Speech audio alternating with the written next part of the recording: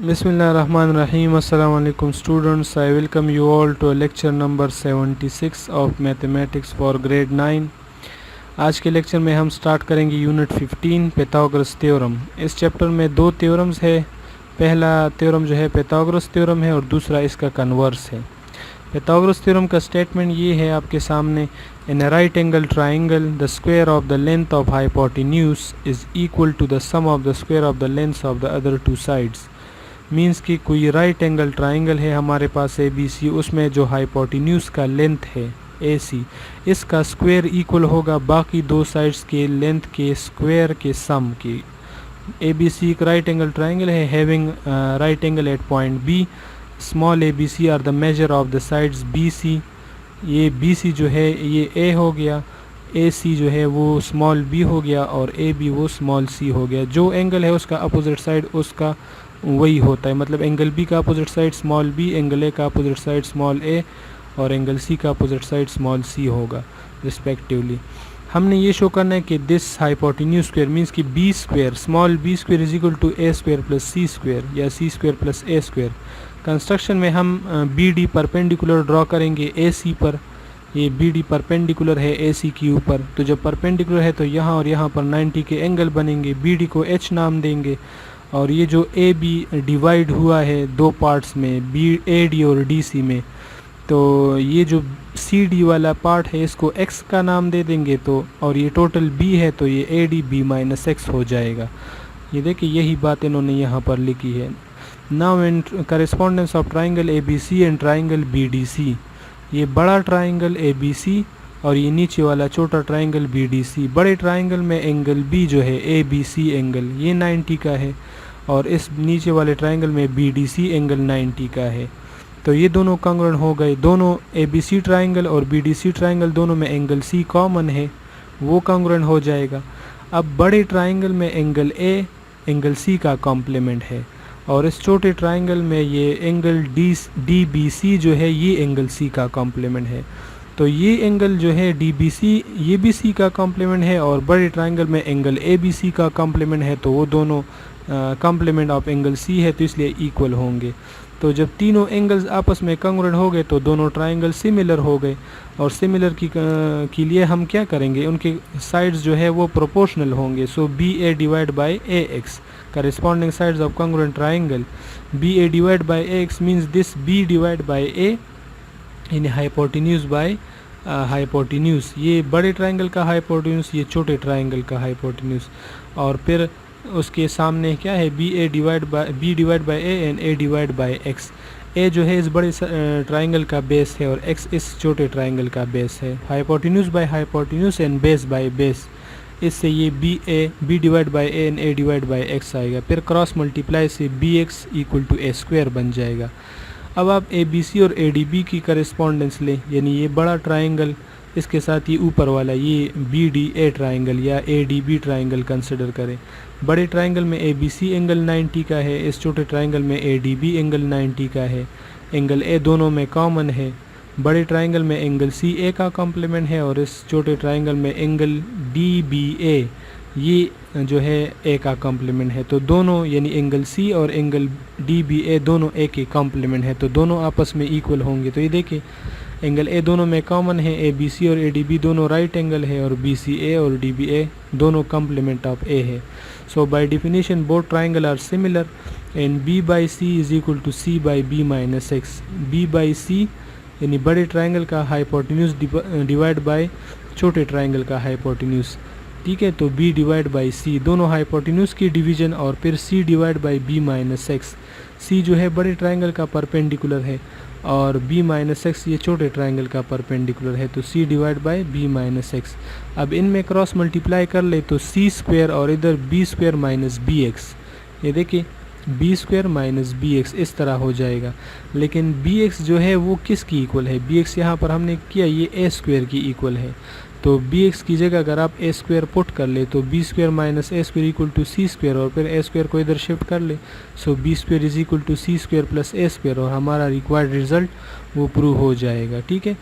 ये 15.2 थ्योरम उसका कन्वर्स है। इसमें ये है कि if the square of one side of triangle is equal to the sum of the square of the other two sides then the triangle is a right angle. उसमें right angle triangle given था, इसमें हम right angle show करेंगे कि this triangle is a right angle triangle.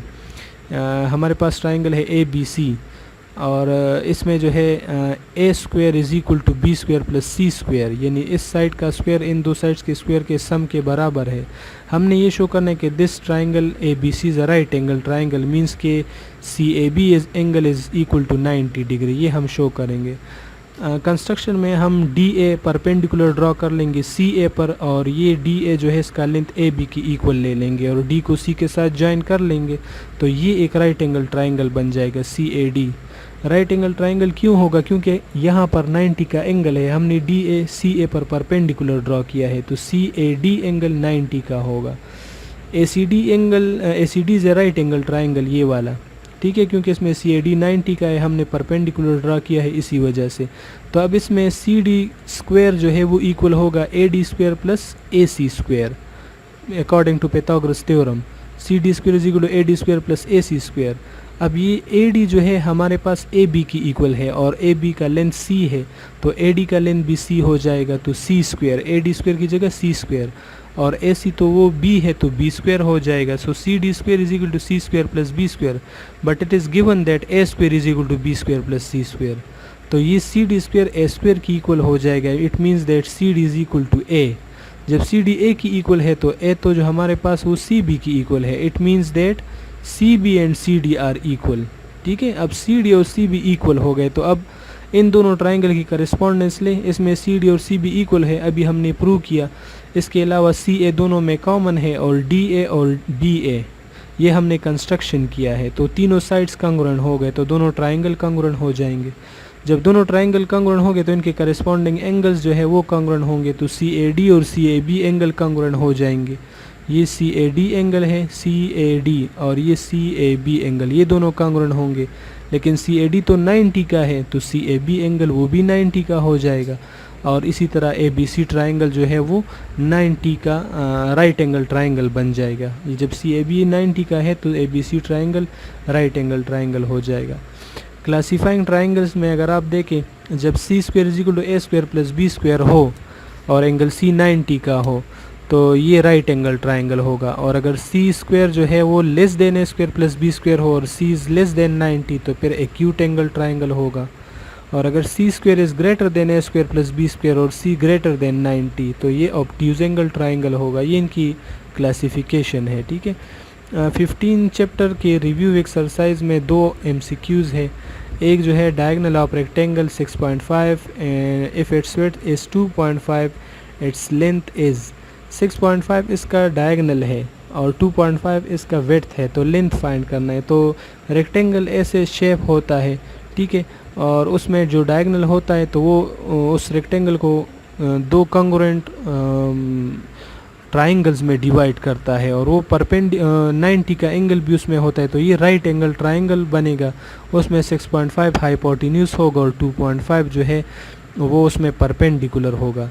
तो base हम find करेंगे, तो 6.5 square is equal to 2.5 square plus base square, ठीक है। तो फिर आप जो है इसको इधर शिफ्ट कर लेंगे। 6.5 स्क्वायर से हमारे पास आएगा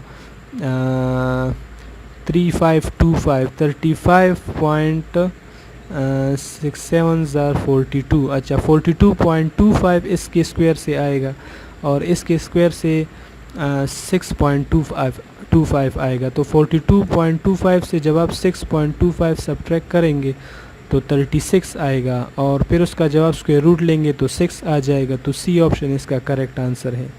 विच of the following are the side of right angle triangle? Right angle triangle के साइड 3, 4, 5 है, क्योंकि ये पाइथागोरस थ्योरम को जो है वो सेटिस्फाई करते हैं, क्योंकि 5 square is equal to 4 square plus 3 square.